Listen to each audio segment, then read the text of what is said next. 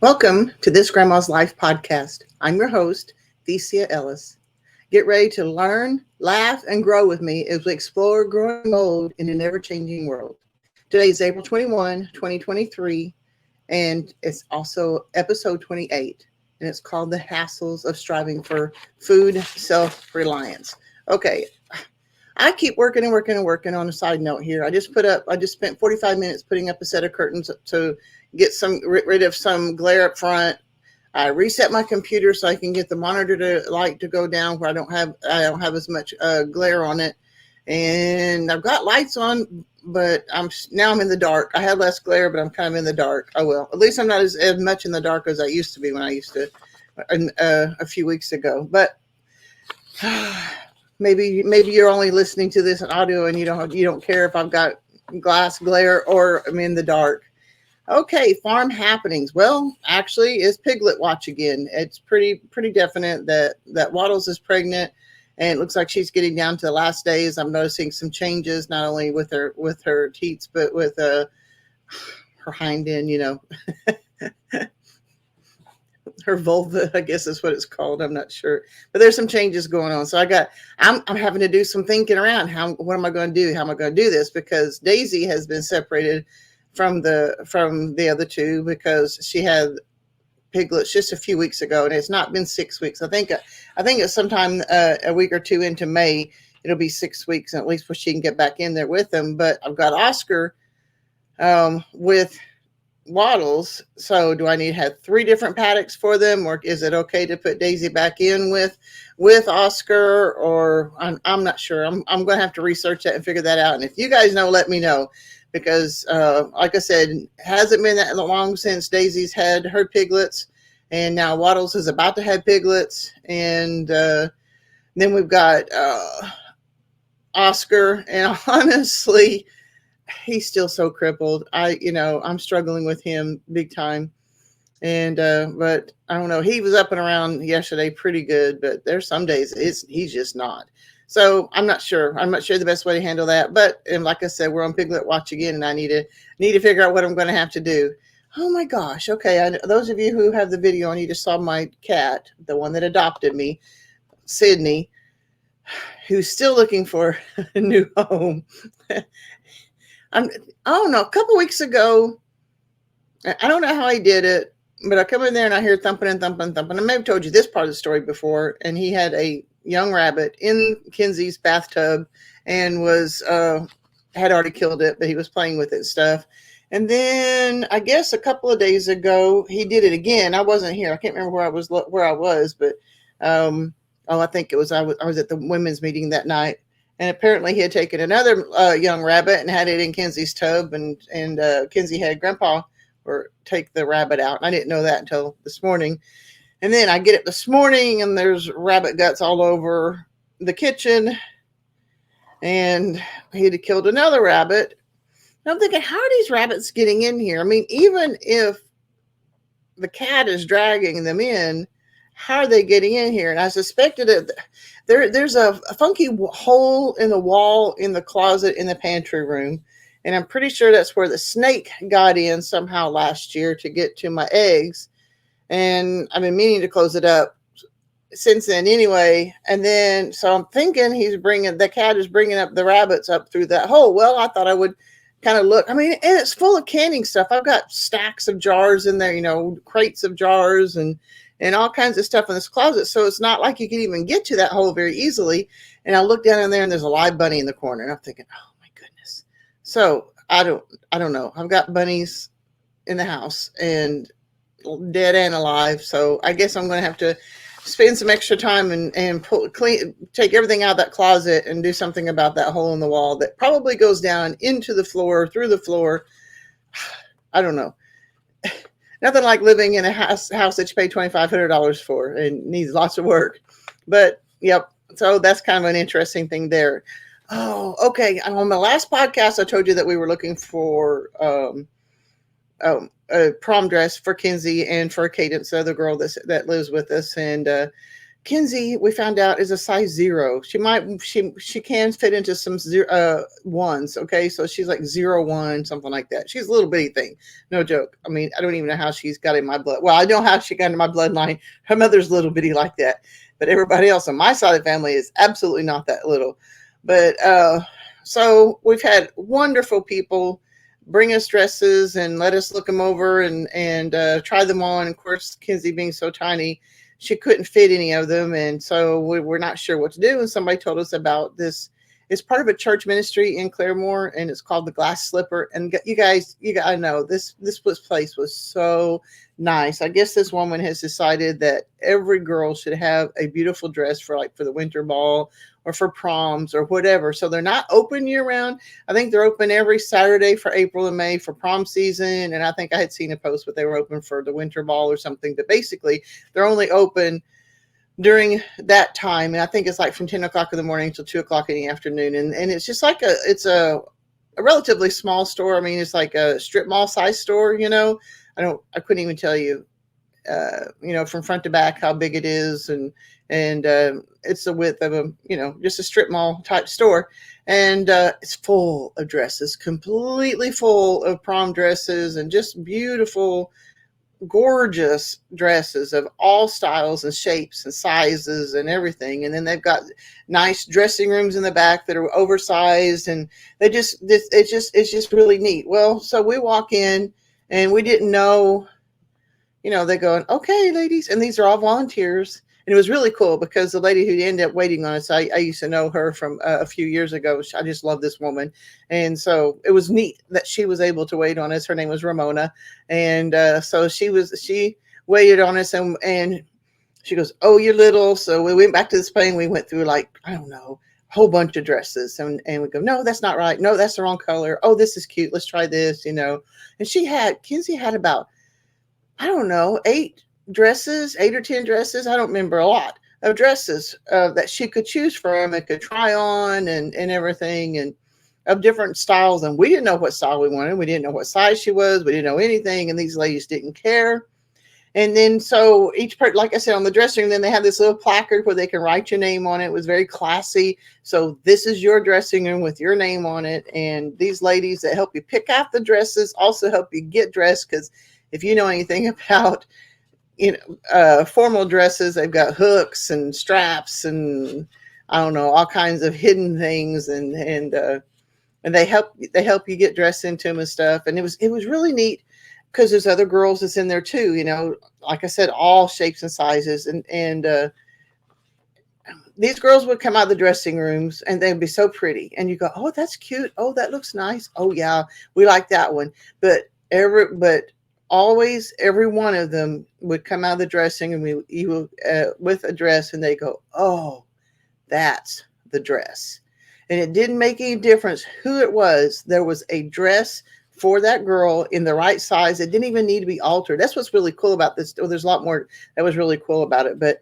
And then Kinsey, we found that the dress for Kinsey, oh my gosh, it brought tears to my eyes. My grandbaby looked like an Egyptian princess, just a little, just gorgeous. And so we found the dress, got that. Didn't have to do any alteration on it. It fits her beautifully. And then they have shoes. They have high heel shoes. They've got they've got nice shoes. And they let you try on the shoes, and they have jewelry, and they have little clutch purses and stuff. And so you check them out like a library book. They take your name and your phone number and find out what day your prom is and stuff. And you're allowed to alter the dresses, like take them up someplace or release them someplace, but you're not allowed to cut them. You can't cut them shorter. You can't cut anything out of them or anything like that. So I don't know. They were treated like royalty. Cadence couldn't be with us. She was spending the weekend with her mother. So I told her, I said, if your mom can't take you this next week to this, because she's been trying on some dresses, and Cadence is easier to choose for. I think she wears like a 4 or 6 or something like that. So she was easier, but she needed that experience of being treated like a princess, like royalty, trying on dresses and looking at and stuff. And it's cool because as of right now, her mother's going to take her. So it's going to be a wonderful experience for Cadence and her mother. And it was just so nice. We got the dress, we got a pair of shoes, and a pair of earrings. She didn't need the way the dress was designed. She didn't need a necklace or anything, and we ordered a clutch for her so that she can have someplace to put her car keys and phone and stuff like that. And that came in today. We've got the hair appointment set, and I'm hoping we got somebody who can do her nails. We'll find out about that. So I don't know. It's just, and she's only a sophomore, and I guess it's called the senior prom, but the guy who's invited her is a senior. So yep, my little grandbaby, just as beautiful as she can be. And that place in Claremore is called the Glass Slipper, and those ladies are wonderful, and I love them. Okay, we've had some tornadoes in Oklahoma, and we have not had any here, thank God. We usually don't. In eastern Oklahoma, we don't so much. And I have to admit, though, when we do, usually they're rain wrapped, and we've got more hills and trees and stuff. In southern and western Oklahoma, it's central and western Oklahoma, from north to south, it's flatter, just kind of rolling hills, and not as many. There's a lot more open areas, so you can see the tornadoes coming, and you can get out of the way and stuff. But Norman is right in the center of the state, and they get hit all the time. Of course, they got hit again the other day. So, but we haven't had any tornadoes here. But man, we haven't even had rain here. So, but we've had the wind for sure. And I've got a lot of stuff I got to clean up after the wind. So we have a lot of wind already anyway. But then when we get into wind advisories, we're talking 40-mile-an-hour sustained winds with gusts of 60, and you go, oh my gosh. You just get in, and with this house, the way it pops and groans and howls and stuff, I hate it when the wind blows, not only for all the stuff it tears up, but for how it feels on the house. So that's what we've had. Today's been relatively quiet, and I'm glad. We've actually had a cold front come through, and it's supposed to be kind of like the high day in the 60s and stuff like that, where it's been nearly 80 degrees for several days. And we may have a frost. I don't know. It's kind of crazy.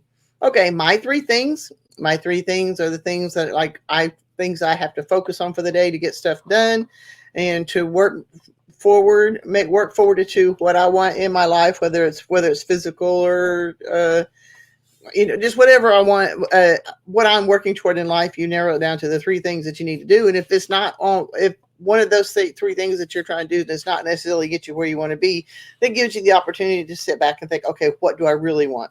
So my three things today was Pilates class. I love going to the gym. I love these ladies I go to the gym with, and I know you've heard me say that before, but Pilates is it's a mixture of Pilates and boxing. Yes, they can mix that stuff. And so that's fun. And post a video. I did get that done. I did manage to get a post a video on my YouTube channel, Grandma's Homestead. And this is not necessarily something that helps me move forward, but it was a necessary thing anyways. I had to do laundry, and I called it the laundry and dishes mountain. We've had so much going on: softball, track meets, all this other stuff going, that things have stacked up. So I spent the afternoon to just trying to get some dishes and some laundry done, and the girls are going to work some more on the dishes and see if we can get things back under control. All right, what I'm reading. This is a different. Okay, you never know what kind of book I'm going to be reading, but there's a couple of excerpts for this book, and it was by Judith Krantz. It was written in 1980, and this was called Princess Daisy. And this is not one of my normal books that I read, but I don't know. I read such a variety. It's like, what is normal for me? I don't know. Okay, so on page 5. The quote is, "Be like the eagle when it soars above the abyss. The eagle does not think about flying. It simply feels that it flies." And I thought that was pretty cool. The next one on page 17 is, I think Francesca is an actress. Okay, so Francesca fell dangerously in love with almost every one of her leading men, and her discreet but full-blown affairs only ended when the final scene of each picture was shot. This amorous habit of hers might have killed Matty from the sheer weight of aggravation if he hadn't learned that each affair had a finite end. She had never loved a man, a real person. She had loved the Prince of Denmark, and Romeo, and Heathcliff, and Mark Antony, and Lord Nelson, and a dozen others. But once the ordinary mortal actor stood before her, she grew cold. It was wild theatrical passion or cold porridge when Francesca's emotions were involved. And the last one is Annabelle was glad that Daisy had always had courage. It takes courage to be a beautiful woman, she thought. Okay, and that's all for that book. That last quote, I guess I always think of Kinsey because to me she's very beautiful and she is courageous in a lot of ways and she's learning to be more courageous. And I really feel in a lot of ways she's going to need to be for the rest of her life. But at the same time, maybe all of us need that, whether we're beautiful or not. Still listening to Atlas Shrugged. I mean, I might be listening to that for a long time, but I don't know. There's been so much to learn and in stuff in it. And even though it's a fiction book and it was written, I think so. I think somebody told me the other day that it was written in 1957. I haven't looked into it, but in this particular part of that I was listening to, the economy has collapsed. The government has put so many um, basically sanctions, rules and stuff on the railroads and all the other things that oil can't be transported from one end to the other. They can't get coal. They can't get copper to make rails. And so the railroads, the rail lines themselves are decaying and falling apart and trains are derailing and stuff. And the whole infrastructure of the country is collapsing because somebody decided that we needed to, that if you make a lot of money, you need to be paying everybody's way, and all the people who don't make enough money need to rely on you who make a lot of money and don't do anything. And as I've said in the past, someone will go, but it's not my fault, it's not my fault. And the people who are producing are trying to work around all of these laws and stuff that's been put on them, and it's basically crushed them. And now the economy has collapsed. The people, because they can't get the coal and the oil and all that other stuff because of everything has deteriorated so badly, they're freezing in the wintertime.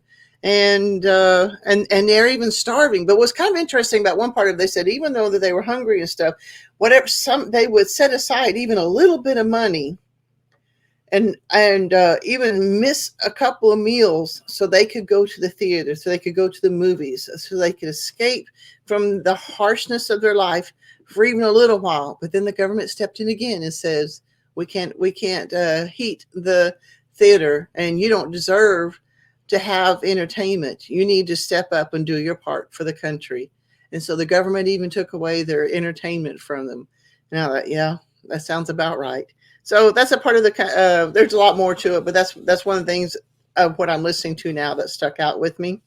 My quote of the day is from Marion Luna Brim. And I almost forgot to look this up. And then I'm so glad I did. This is an interesting woman. She was Inc.'s magazine Entrepreneur of the Year. This is for like Incorporated Inc. And she wrote the 7 greatest truths about highly successful women. And there was another book she'd written. And her story, basically, best I could tell, is that as when her marriage fell apart, she also found out she had cancer. So because she was a homemaker, and because she didn't know, or because she didn't have any insurance and stuff, and she ended up with cervical and breast cancer, she was going through all these medical treatments with no insurance, and she's trying to figure out how to pay for this astronomically priced treatment that she was getting, and on her own with 2 young children. And when she was done, she actually owns 2 car dealerships and was worth, I think it was like $400 million or something. I don't know. But basically, she has worked herself up from having crushing medical bills and a failed marriage with 2 young children to being a really major entrepreneur owning car dealerships. And I thought, wow, I'm glad I looked her up. So Marion Luna Brim, her quote is, courage is not a gift. Courage is a decision. So that quote by itself had already stuck out to me. And then when I read her a little bit about her story, and I want to get this book and read more, and I just found that was really interesting, and I'm really glad I looked her up.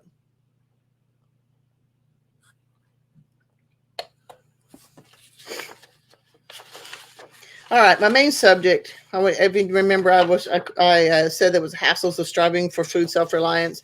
Okay, it is spring. Things are kind of coming together. I've got the wind. I've got all kinds of stuff going on, and have talked about getting prepared for the next Great Depression, and how the last Great Depression lasted anywhere from 10 to 13 years, is according to how you want to count it. Whether World War II had any, how much, what part of that had anything to do with when it ended and stuff like that. But it's been kind of, it's there are times that you go, oh my goodness, how much more work do I want to do? Like right now, the wind damage, and I think it's on my TikTok. Yeah, it's on my TikTok thing, Thecia Ellis. Okay, well, what is my, for TikTok? Yeah, it's Thecia Ellis, and I put on there where it's a John Suskovich style chicken tractor. I like the style, I like the design, but the tarp that we put on it uh, is not strong enough for our Oklahoma wind, and it was already shredding. And I've shown you pictures, I've shown you videos on my grandma's Homestead YouTube channel about how this tarp gets shredded on it and stuff. And I'm in the process of finding some another thing that I can do. I'm hoping maybe tomorrow I can go source that stuff, and that would be, if it's what I'm thinking it's going to be nice. But one way or another, not only the tarp shred, but where they were zip tied to the, if I can zip tie it to the frame, that's cool. But parts of the way it falls, it doesn't always land on the frame. Sometimes it lands on just like the hardware cloth or the chicken wire. The chicken wire is on the upper half, and the bottom part of it is hardware cloth, and it ripped my hardware cloth. I've got a huge gap in one of my chicken tractors that my breast chickens are in. But I've got a stop gap on it right now. It's nothing can get in or out, but it's not fixed. Let me put it that way. But I've never seen it where the wind, what it is, wind caught the tarp and yanked the tarp so hard it ripped the hardware cloth. So I've got to fix that. The pig hut, I think it's the newest one I built. Oscar is struggling so bad to get up that he actually slams himself against the inside of the pig hut, and he has dislodged one of the panels. And I've got to go out and find a more sturdy way to anchor the panels down. And so I've got that's some more something I've got to fix is the pig hut. And the jury's still out on Oscar. I mean, literally yesterday morning I was going to say, I'm going to have to process him. I am. He is miserable. He hurts. He's miserable. You know, I've already tried the anti-inflammatories. I've already done the chiropractor once, and I can't afford to do chiropractor. I mean, the chiropractor told me he'd probably come back in a month. Well, it's only been a week and 2 weeks, something like that. Not even 2 weeks. I can't remember how long it's been, but there's not been any real relief for this poor pig, and he hurts, you know. So I'm thinking maybe I should just have him processed, and that's been hurting my heart, and I've been trying to put it off. But actually today, or yesterday morning, he was up and about and got up pretty easily. And last night he was up and about, and even this morning he got up pretty easily. So maybe he's turned a corner. I certainly hope so. But like I said, the jury's still out. I hate to see him suffering. I really do. He is, when we first got him, he had a real deep, deep, grumbly groan, and he has more of a squeaky now. And so you could tell he hurts, and I hate that for him. So I'm praying that something will happen where he can either be better. I want him to be better, because I didn't even think he could do his job with the girls, but obviously he did, and I didn't even know it. So I think I'd like to keep him anyway. And I've got a lot of money invested in him, and I don't want to see that go down the drain. So we'll have to see.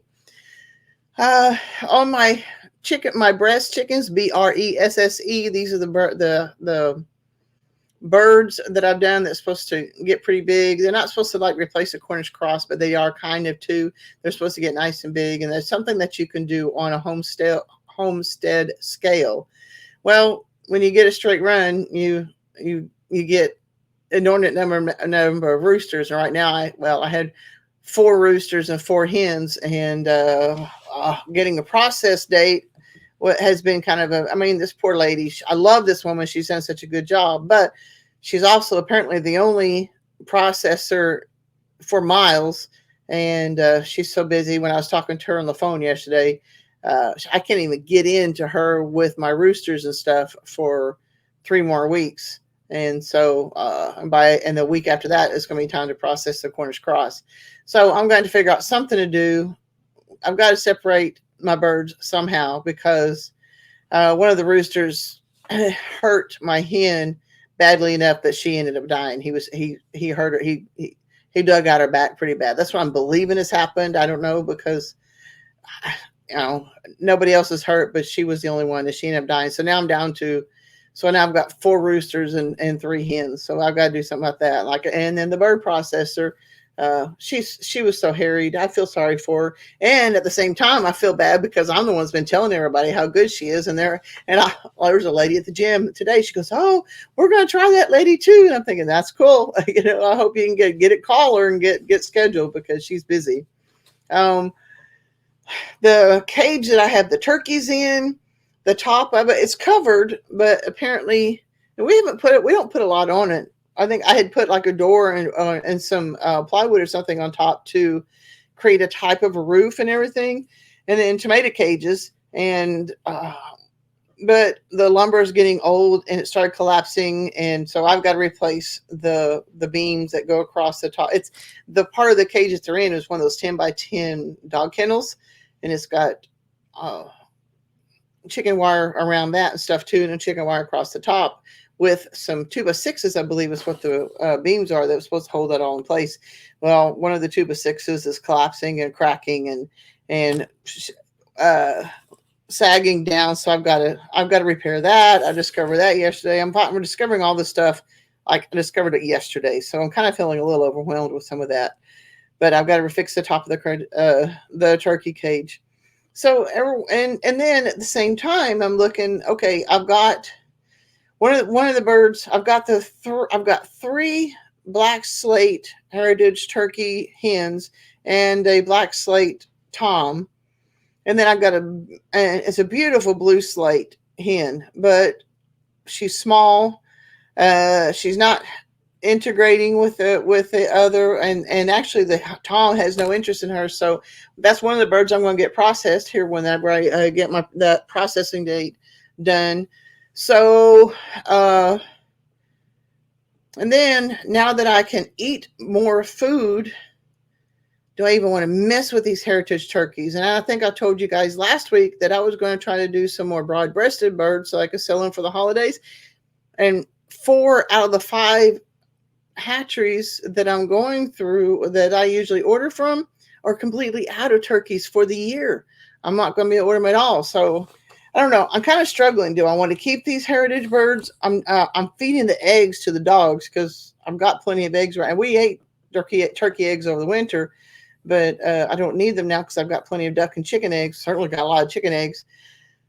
So I'm trying to decide what I want to do with these heritage turkeys. Is it worth my time and effort to feed them more and keep them around? So I've got a lot to consider and repair and stuff. And so that's kind of what's made me think, okay, this is just one of these are hassles of trying to be self-sufficient. I'm trying to provide pork for us and for others. I'm trying to provide eggs for us and for others. I'm trying to provide turkey meat for us and for others.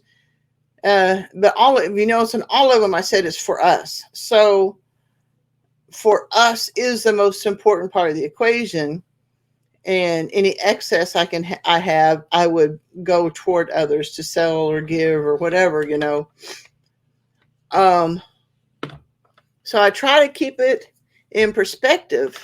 Well, if things do really get that bad, is this an animal that I really feel like I need to feed and continue to work with? And I don't know. I'm having to do a lot of assessing and stuff between, with my pigs and everything.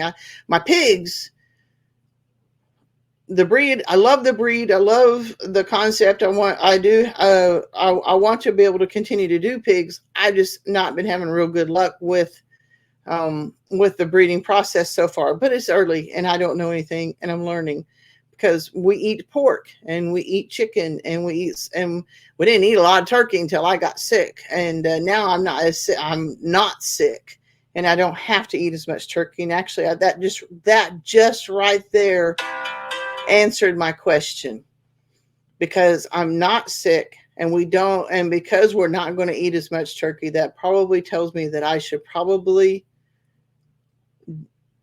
take care of it and not do the heritage birds, uh, even if we were to go into a depression. I don't know. I will continue to think about that. But that's what I'm trying to do, I mean, because I've got a lot of turkey in the freezer now. I've got a lot of ground turkey. I broke a bunch of them down. I saved the turkey legs. We smoke them, and I've got 2 or 3 still whole turkeys in a freezer. So I've got them if I need them for a while. But I don't know that if I want to continue to raise them. So, yep, that I'm thinking about that. I definitely want to keep trying with the pork. I don't want to give up with my Idaho pasture pigs, but I am considering giving up my turkeys. So, and I tell you this so that you can think about what you want and what you think about what you could be doing to help make yourself more self-sustainable. I mean, I know I would love to have a freeze dryer. I mean, I really toyed with the idea when we had a little more money of getting a freeze dryer, and I kept trying to justify the thought and doing it. And I honestly really couldn't quite pull the trigger. As much as I want one, how much do I need one? But I'm hearing a lot of really cool things. Well, okay, I'm hearing 2 different things: how wonderful a freeze dryer is and how versatile it is, but then at the same time, when they go down, how big a hassle it is when it's time for them to be repaired. So that's what I want to try to figure out about what I need to do. Um, so I will work on that and get that done too. Sorry, Kinsey knows I'm doing a podcast, and she sends me a text. Okay. My story of the day. I'm going to give you a little bit of a background on this story for perspective. I've always been different. I mean, we all are different in a lot of ways, but I've always been different from other kids. I've always been almost an outcast, but maybe not quite. We moved so much from one school to the next, and you're always the new kid, and I was always working so hard to fit in and just not fitting in. And then, of course, I was born hard-headed and asking questions and all that other stuff. So I've always been a little bit of an outcast. But I tell you this because there was one school I went to first through 4th grade, and it was in Tulsa. And I think the school's there, but I know it can't be the way it used to be whenever I was a kid. We had like a full hour for lunch when I was a kid. And our playground was huge. There was playground equipment and, the jungle gyms and swings and stuff like that. And you could check out jump ropes, not only just the individual. And these were the big, burly cotton jump ropes that were nice. So you can either jump rope with single, or you can get the big ones, and where you can say you like the double dutch or whatever you call it, and we used to jump rope and everything. They had those big red balls that you use for dodgeball. You could check them out. There were several things you could check out to play with. We could bring jacks to school. We played jacks during lunchtime, but also there was a big area that was well kept that had beautiful, great big, I believe they were oak trees.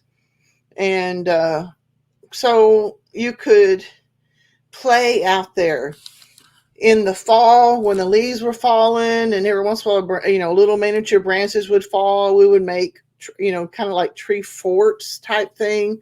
And so we would take the leaves and shape the walls about, 4 inches high, and make our houses. And here's the bedroom, here's the living room, and here's the kitchen type thing. We could do that. And in the springtime, we would look for 4-leaf clovers. We would make, when the dandelions came out, we would make chains that we could put around our neck and around our wrists and everything. I'm 60 years old, and I still remember how wonderful it was to play in that playground you wolf down your food. The lunch hour was an hour long, and you could eat. So if you took 15, 20 minutes to eat, then you still had 45 minutes to play. And we did. We jumped ropes. We played dodgeball. We played on the monkey bars. We built forts. We made daisy chains. I never did find a 4-leaf clover, but some of my friends, a lot of the kids did. Apparently, I just did. I lacked that thing. But I was just thinking about how wonderful that memory is to me, and I really kind of feel bad that the kids nowadays don't really have that as like we do now. Maybe they do.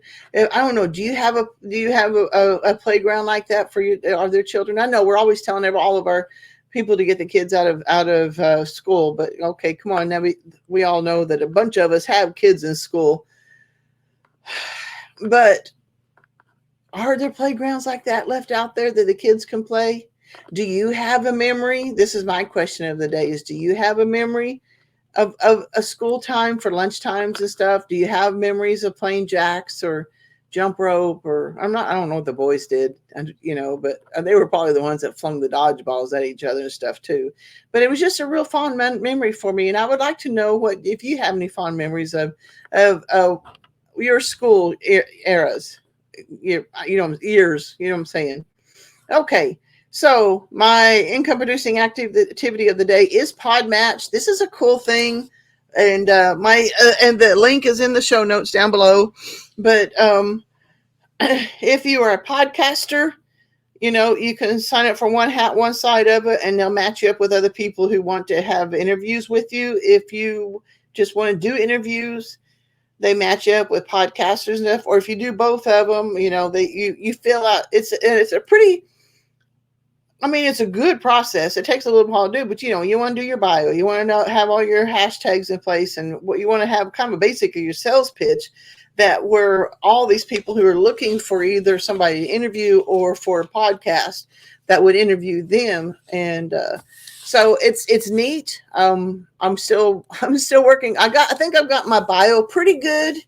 I haven't been back on there recently to check. I think I've had a couple of matches, and I think I've tried to connect with one of them, but I don't know if I've heard back or not. But that's one of the things I'm trying to do. But that it's called Podmatch. It's podmatch.com. And if you're interested in anything with podcasting or anything like that, go ahead and look it up. And if you decide to sign up, use my link. Okay, where I can be found. I got grandma's homestead.farm, and it's kind of cool because I'm still learning how to put it together, make it more useful and stuff. But I'm liking how it's coming along. It was kind of cool today because I actually did it on my phone. I got curious, how does it look like on my phone? And I was pretty pleased with how it looked on the phone too. So grandma's homestead.farm. My main YouTube channel is Grandma's Homestead. I have a secondary YouTube channel is Farm Animal Life.